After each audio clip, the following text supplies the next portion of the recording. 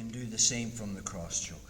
So maybe I started to work the baseball bat choke. Mark's made wedges. We discussed how, even though he was pulling up on that arm, it's easy just for me to swim my hand, and even though he's pulling on that now, cross choke's in.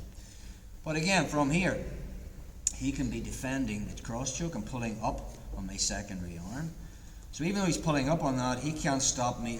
That grip that he has is good at pulling my arm away from his neck, but he can't stop me actually pulling my arm back.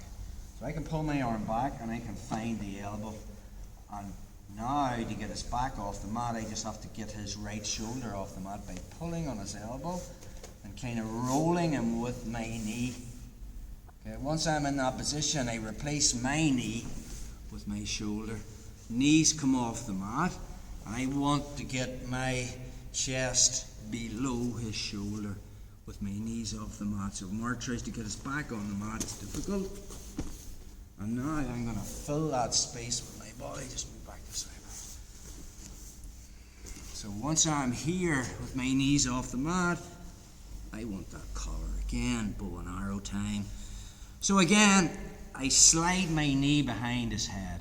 Okay, that's the first thing. Right, I'm not keeping my knee in line with the shoulder.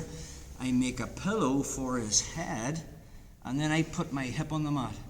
Because if I'm on my knee, and Mark keeps his knees really tucked, there's just no way I'm going to get my leg over. But if I slide up and I put my hip on the mat, I can easily get my foot in. Find the pants, roll across, and we have our bow and arrow. But let's just say, set up, bro. We are in our position. So another defense Mark can do. Say we were there, he opened up the collar, he used one hand to defend the collar choke, and then I used the lapel. Okay. Maybe I got it to my hand, alright, and I had it here. Mark can easily remove the choke by pushing up on my elbow to push that off, if that makes sense. So we're there. Notice my underhook hand was already there. The minute I find his left hand on my elbow, this hand comes across and finds the other collar. As he pushes that off, I bring it behind and repass it, okay, from my left hand to my right hand. Notice the way I've cut off his left jugular. I just bring in my other hand and I have an arm triangle there. I just take my leg over, find my wrist, and we have it from there. So let's look at that again. So you went from an attempted bow and arrow, he defends the collar, you use his lapel, and then he does that secondary defense. He'll defend the bow and arrow in two ways. He'll open up his collar, or he'll push on the elbow to remove the lapel around his neck. So we're here. Maybe I just went for that cross collar choke.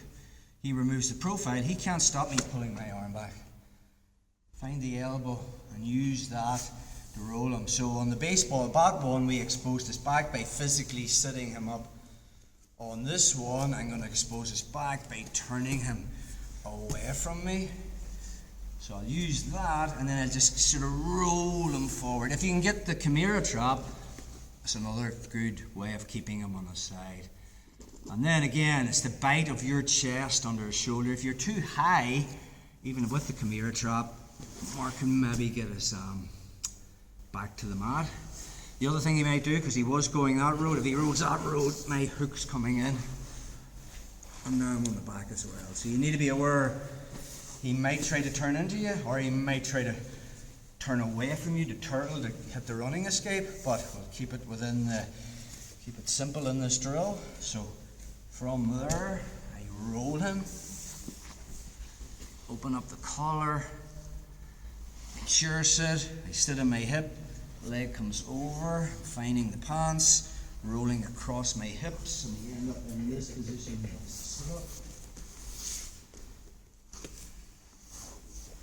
So, here. Mark the fence. Perfect. We open up the lapel, pass it from our right hand to our left hand here. This hand was already the underhook. The minute I find him pushing up my elbow, my hand comes and finds the far collar. And as he pushes that off, I just take it behind and pass it to that hand. So I've cut off one jugular. Now I need just something on this, and I need something over the shoulder so we can't turn that road. So just take my leg over, and we're in. And we have that. I mean, if I couldn't get the arm triangle from that position, we could push in the head and start to attack the arms there as well. We'll give you another option. That's option one. Option two. Here, cross choke. He defends. Find the elbow. Roll him. Harness. Open up the lapel. Church it. This is our bow and arrow. Maybe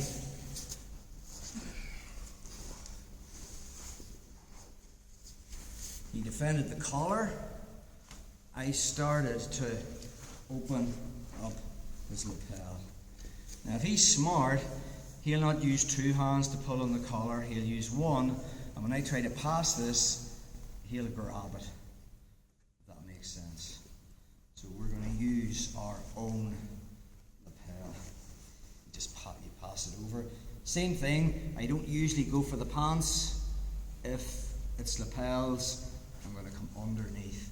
Move my hip, nice tighter. So just use your own lapel. Option two. Okay, let's do that, guys.